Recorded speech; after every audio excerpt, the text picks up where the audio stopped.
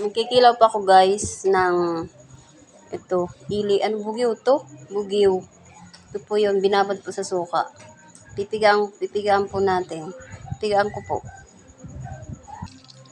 Ito po yung sibuyas, tuya, tapos yada, yung sili po ito. Ang bitchin. Yan. Pinigan na po. Ayun na po siya. Ito na po yung gata. Gataan po natin. Yan na po. Sarap.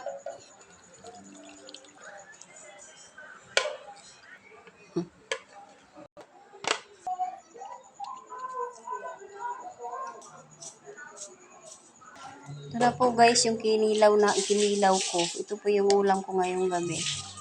Kain po tayo guys.